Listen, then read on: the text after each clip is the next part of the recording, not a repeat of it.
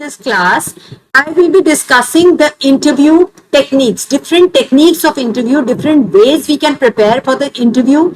Then our verbal communication during an interview, the body language that a candidate should carry, and some important questions. So all these things we are going to discuss in the interview techniques. Now, let me first introduce myself. My name is Dr. Vandana Vig. I am working as a professor at Tirthankar Mahavir University, Muradabad. And currently I am placed at its management college, that is Tirthankar Mahavir Institute of Technology, of Management and Technology, Muradabad. So once again, I welcome you all in my today's class. First of all, regarding interview, we will first let's see what are the learning outcomes. Means what the learner will be able to learn by attending this session or taking this class. The learner will be able to identify and articulate effective responses to common interview questions. Means the candidate who takes this class will be able to identify and he will be able to effectively answer all the questions, the common questions that can be asked by an interviewer. Then the learner will be able to demonstrate clear and confident verbal communication. That means the learner will be able to know that what is the requirement of the candidate appearing for an interview, that the candidate will demonstrate clear and confident verbal communication skills during interviews. Then interpret and utilize positive body language to enhance interview presence, and then develop a comprehensive strategy for preparing for an interview. So the learner will be able to know that what during an interview, what the interviewee should, what are the points that interviewee should know. Then it is implement a structured approach to follow up action plan interview. So he should be able to, means the learner will be able to understand that like how an interviewee can implement a structured approach to follow up an action plan for the interview, post interview. So now the table of contents. The table of contents are, first of all, we are going to recap. We will be recapitulating what we people have done in the have done in the previous class. Then after the recapitulation, we will be doing we will discuss common interview questions, then verbal communication, then body language, then how to prepare for an interview, then steps to follow, and conclusion. Now, recap.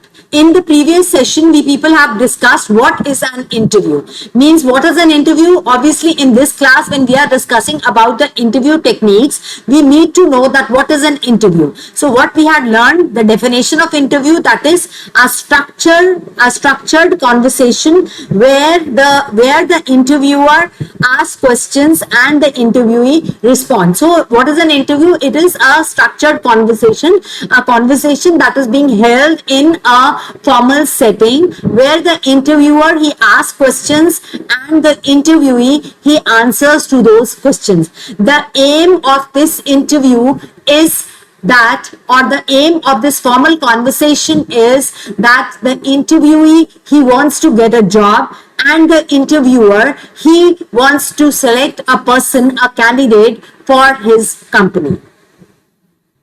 The purpose is to assess qualifications, skills, experiences, and suitability for a role or opportunity. Means the interviewer, this is the aspect of the interviewer, that he wants to know what are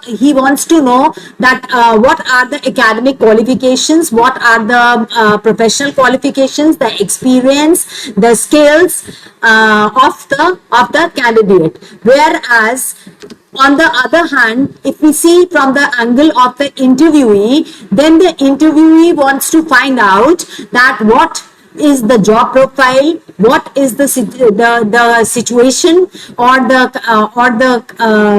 structure of the organization, where what is the situation or the place where location where the interviewee has to work, and what would be the further future this thing, what would be there for his future development, or what are the future aspects of promotions and improvement.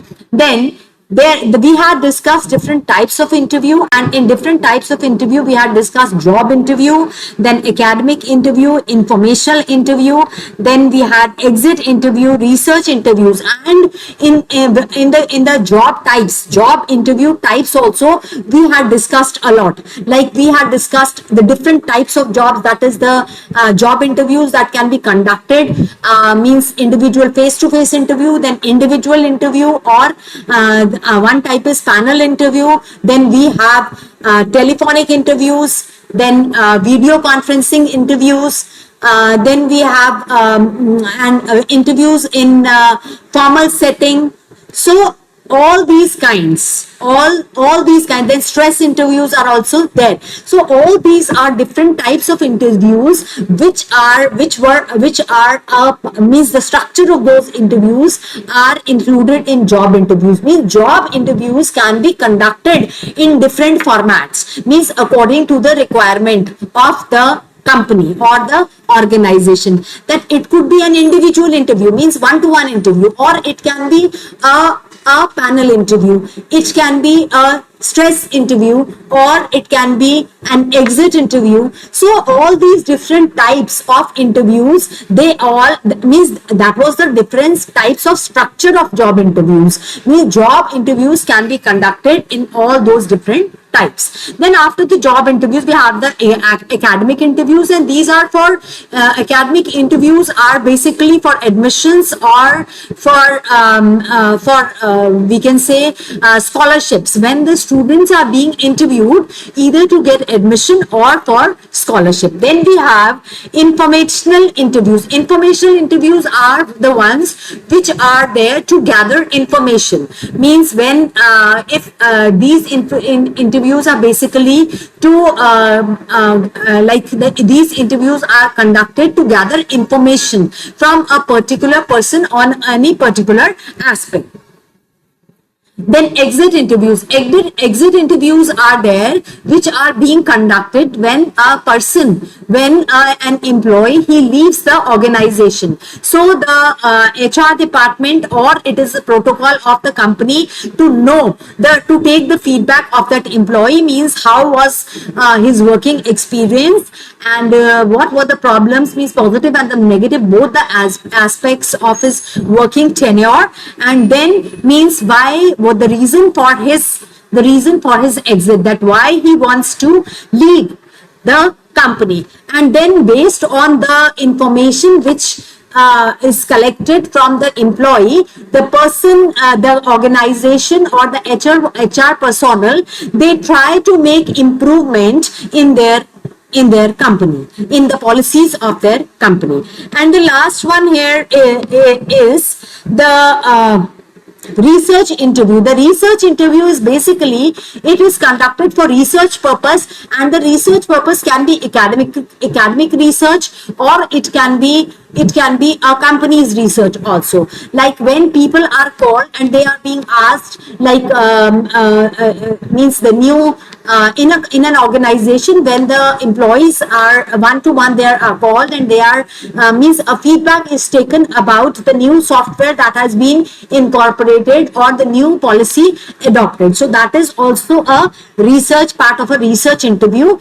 And research interviews are also conducted by the research scholars for their research depending upon the topic. Like a research scholar can go to the banks, and he or she can conduct an interview of the bank manager regarding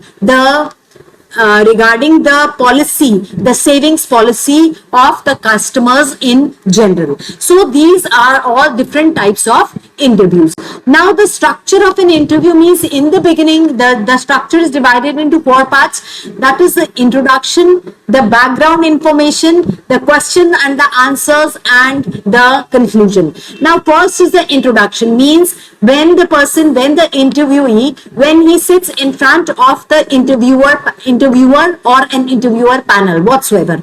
So when he sits for an interview, then he is being asked to introduce himself. Now there are different forms in an interview. There are different forms of introduction, means there can be a simple question, tell us something about yourself, or it can be in the form of a PowerPoint presentation, which is being very common these days. Means our candidate is being asked to make a presentation of 2 to 3 minutes, and that way he can introduce himself. So that also has a lot of importance, because that way the interviewee gets time to adjust and adapt to the situation, and he is made comfortable because he has to speak about his own self.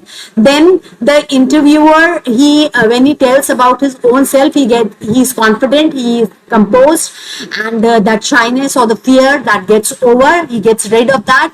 And then during this, means the benefit of this kind of introduction to the interviewers is that they are able to judge in 2 or 3 minutes. They are able to judge the communication skills, the confidence, the presentation skills, and the overall body language and personality of the candidate. So that gives them a good idea. In those 2, 3, 4 minutes, they get a good idea about they can assess a candidate to a great extent. Then comes the information about the background information. Background information, like there can be questions which are being asked for the background information, or again it can be included with the introduction, or simple 1 or 2 questions here and there are asked to get an idea about the background of the candidate. Then we have the third is the questions and the answer. This is the main part, which is like structured, or which are decided beforehand, which is like the questions which are being asked to get information, to assess the knowledge, to assess the qualifications, professional qualifications, experience, and most important, like to know a lot about the attitudes and more aspects about the interview. Then the last part is the conclusion, and in the conclusion the candidate is being told about what will go next. Means he will be informed about the steps of the interview. Means if the interview is decided into 2 or 3 steps, means one interview, generally there is one session of interview, 1 round of interview, then 2nd round of interview, and the 3rd round of interview. So whatever 2, 3, 4 rounds which are being decided upon, so that information is given to the interview, and he is even told that what would be, means who will be taking those interviews. Then the importance of the interview, that is assessment of qualifications. Means this is from the importance of interview for an interviewer is that he can make a good assessment of the qualifications, the skills, the background, the knowledge of the interview. Then he can even find out that whether the interviewee is fit for the role or opportunity which the company has to offer. Means whether he will be able to fit into the job profile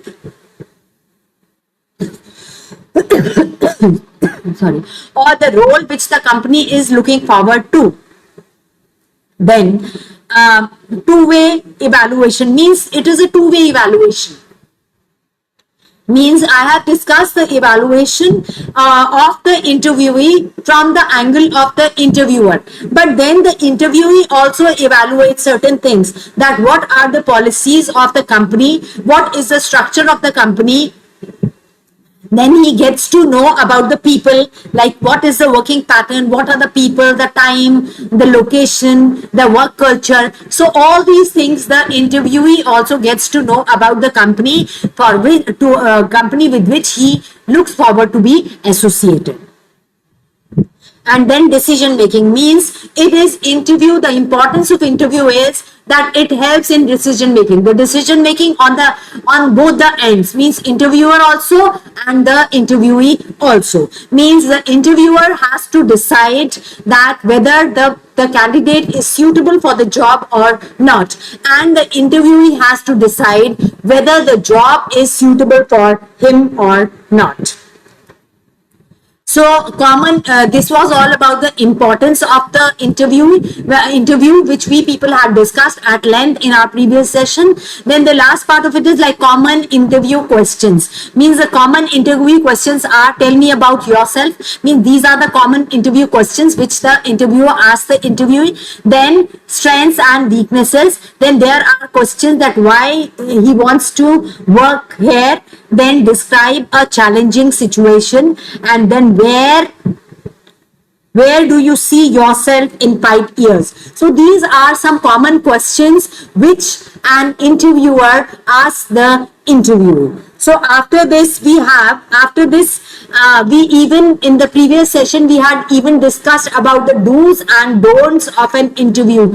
Means a person should be do's and don'ts, means a person has to be punctual, he has to be properly dressed for the interview. Then the person needs to carry a number of copies of the certificates. Means it's not only the one copy, though he has to carry the original documents, plus with the original documents he has to carry a set of copies of his educational qualifications, his professional qualifications, his experience, and any other important thing that he has done, and he wants to show the any other important certificate that he has, that he wants to show at the time of the interview. And of course the photographs. All right, and then after that there is one more point that is included in the do's of the interview, and that is the follow-up. Means after the interview it is a must that the candidate should send a thank you email and show his he can reiterate his interest in working with the company, and that he will be waiting for the reply from the company. So all these points, they are the key, means they come under the do's and don'ts. So the key takeaways from that session were like follow guidelines to improve chances of success, and then positive impression and effective navigation of the interview process. So there were tips that help us to navigate and navigate through the interview session with a positive attitude and leaving an effective impact. So here we finish up the recap of the previous session. Now here we are going to discuss about the verbal communication. What is the verbal communication? What do we mean by verbal communication? Verbal communication means that when we communicate somebody with the help of words, that is verbal communication, and it can be written also. It can be oral as well as written. So before that, let me tell you what is communication. Communication is that when we share our ideas, our thoughts, our information with other people, and this communication is of two types. It is verbal and it is non-verbal. So verbal communication, I told you, it is again of two types. Means verbal communication is something when we communicate with the help of words, and it is of two types, that is verbal communication, that is written communication, or oral communication. Now if we come to the next part, the second part, that is non-verbal communication. So non-verbal communication is where words are not used. So it is the sign language, the signs, the symbols, the arrows that we use, or the flip charts, or the pictures, the images, that all we use which do not have any words. So that is called non-verbal. The signals also. So the signals, the gestures, the facial expressions. So all the things where we communicate but without the help of words. So that is non-verbal communication. So let's get back to the verbal communication.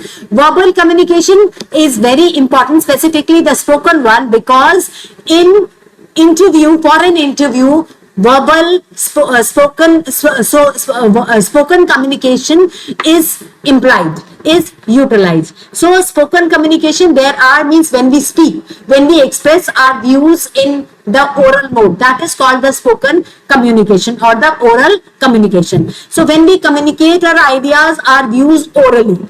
All right. So now verbal communication, there are certain elements. First is clarity and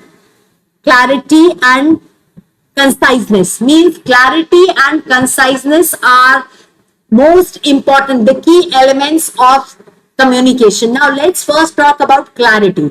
Clarity is like whatever we are trying to speak, whatever we are able to, whatever we are trying to write, it has to be clear.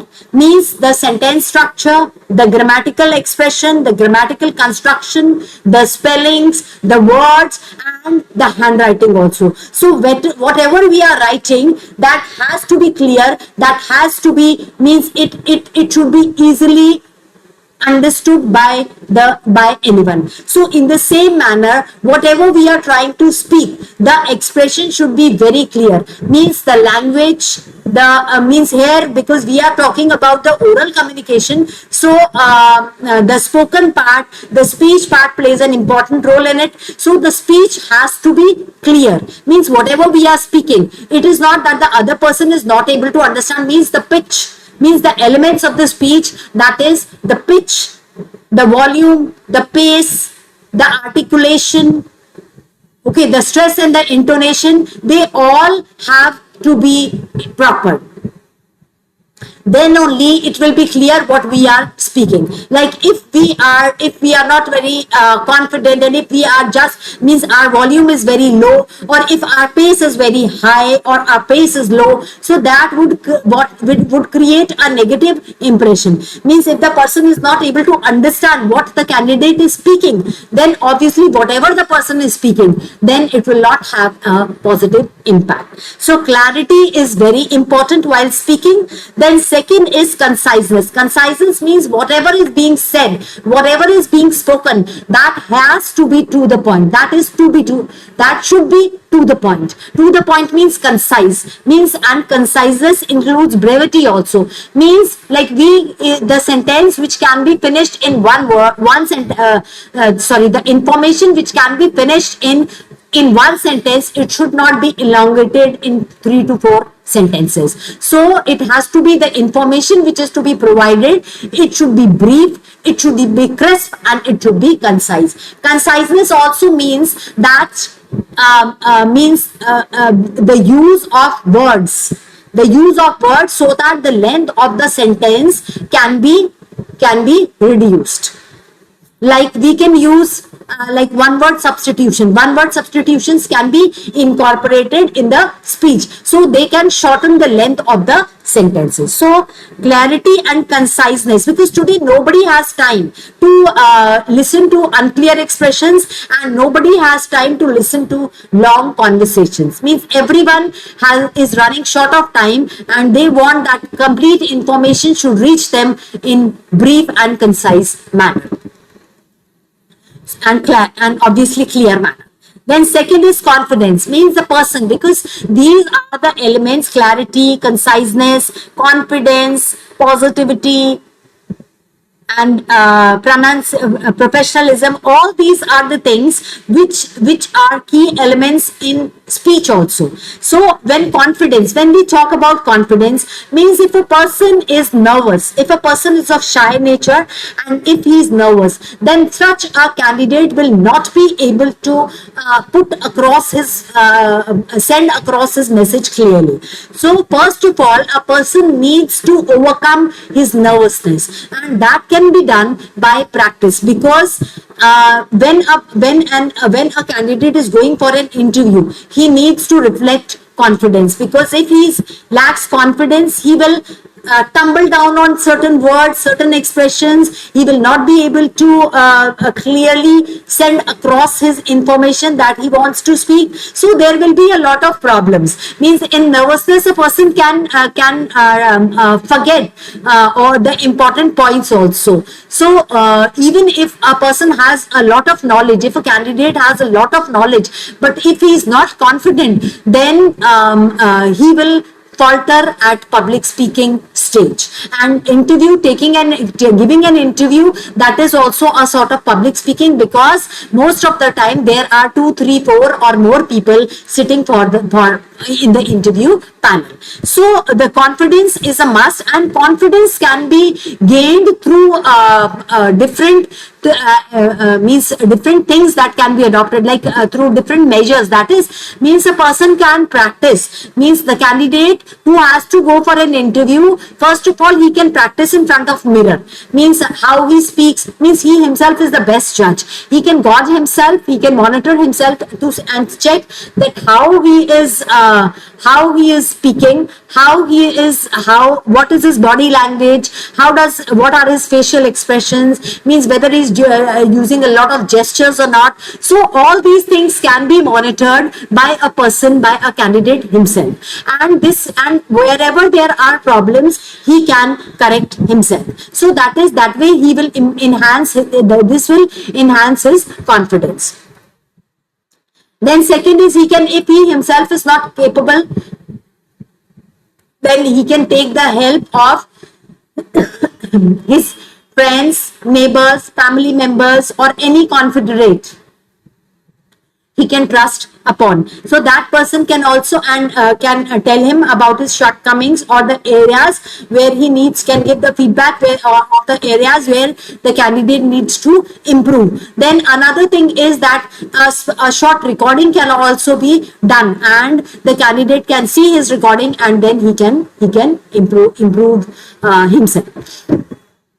Then the next one is positivity. Positivity is like the positive attitude. Today nobody likes a person who is negative around him or her.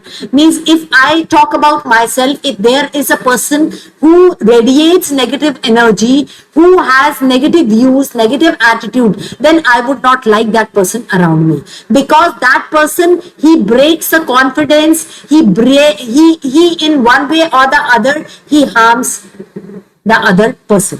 So in the same manner, a person, a company or a candidate who needs to be recruited for a company, for an organization, and that organization, obviously at the time of interview, both the interviewer and the interviewee, they both look forward for a long association. So for a long association, no company would like to recruit a negative person, a person with a negative personality or a negative attitude. So during the interview, when a person, means there are certain questions which are being tossed towards, or which are raised, to which the interviewee has to answer, and they show his attitude, that whether his attitude is positive or his attitude is negative. So a person has to be very particular. He has to take everything in a positive stride, because positive attitude is not something which anyone can learn in a day or two.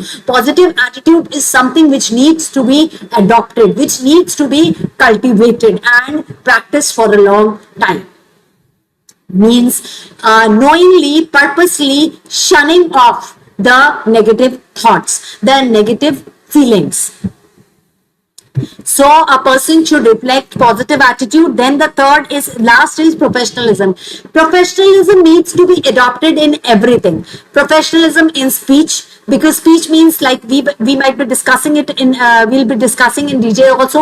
Professionalism means like professionalism in speech means a person should not be very casual, means like obviously the interview panel, the people of the interview panel, they try to make the candidates comfortable so that they are able to they are able to answer the questions properly. So they try to make the environment casual, but that is not exactly how the interview should take it.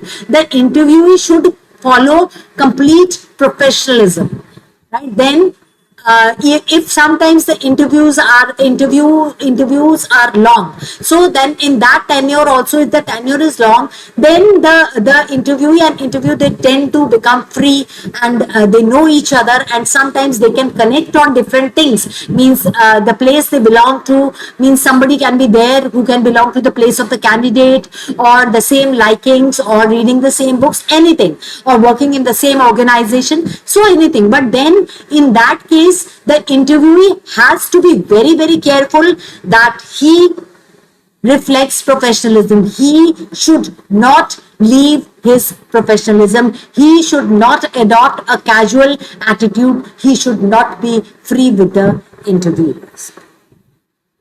So that is about verbal communication. Then we come to the next point, which is very important. That is the body language. The body language is again a way of communication. Body language is a way of communication through the body. Means sometimes we people are not even aware what our body language conveys. Means what it conveys to the other person. And it is means body language is involuntary. It is not voluntary, means I try to portray a very positive body language, or I try to portray an effective and impressive body language. No, it is not possible. Body language is involuntary, and it can be, obviously we can by efforts we can change our body language, but that requires a lot of effort and hard work. So body language, there are certain elements of body language that are the eye contact, the posture, the gesture, the facial expressions, the handshake, the hand and the body movements, mean the hand and the leg movements. So all these come under the category of body language. So now body language means eye contact. First of all, first and foremost thing, the eye contact means when we are looking straight into the eyes of the person across. So this is something which an interviewee needs to follow. That he needs to look straight into the eyes of the interviewer who has raised the question, or otherwise he need to move his gaze very slowly from one to the other interviewer, so that he is involving everybody in the conversation. Then second thing is this eye contact, it reflects the confidence of the person, that the person is confident, and it even shows the interest of the person, that he is interested in the conversation and he is taking the conversation in the right stride. So eyes, as it says, are the mirror. Eyes are the mirror of the face, or eyes are the mirror of the personality. So the personality of the person reflects through the eyes. So they play a very important role, and specifically in the interview. Then the second point is, after the eye contact, we have the posture. What is the posture? Posture is the way a person sits. Like supposing, if I give you an example, if I go to my class, and if I'm just giving you an example of posture, not an interview, that if I go to my class and I sit with my head to one side, my body stooping forward, and I looking down towards the ground. So obviously, half of my students, they will lose interest in the class, because he will see that the teacher is inactive, so their interest is completely gone. So the body posture has to be erect, straight, and in an attentive position. Because if I am attentive, then my class will be attentive. So is the case with in the interview, that the body posture has to be erect. Means it shouldn't show laziness. It should reflect it should reflect the confidence, it should reflect the activeness of a person. And body posture, if a person has a stooping posture, or if a person has a lazy posture, then that creates a negative impact in an interview. Then the third are the gestures. The gestures are like when a person, means the movement of the hands.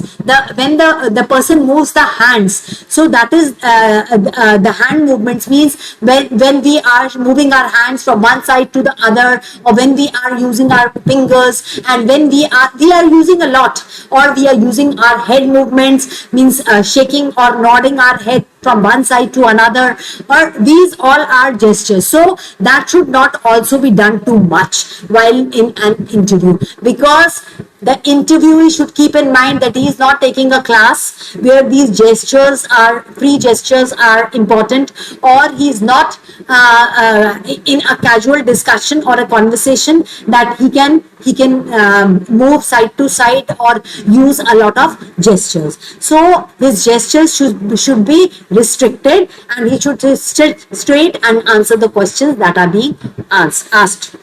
Then facial expressions, means a facial expression means the facial expression of the interviewee should be cordial, means he should have a pleasing facial impression, a polite facial expression, means a smile on his face, and with politeness he needs to answer the questions. All the questions of the interviewee he should answer in a very attentive manner also, in a polite manner also, and a pleasing smile. Because if there is no smile on the face, if there is a frown on the face, then it would reflect that the interviewee is getting irritated giving the answers. So facial expression counts a lot. Then last is the handshake, means handshake. Some of the interviewers, they would like to have a handshake with the interviewee, whether in the beginning or at the end of the interview. So in both the cases, in any of the cases, whether it is at the beginning or whether it is at the end, so the interviewee should have a firm handshake, and it is not that his hand is lying limp in the hands of the interviewer. So he should have a firm handshake and then take his hand back. The other important thing is that interviewee should never put forward his hand for a handshake. It always needs to come from the side of the interviewer.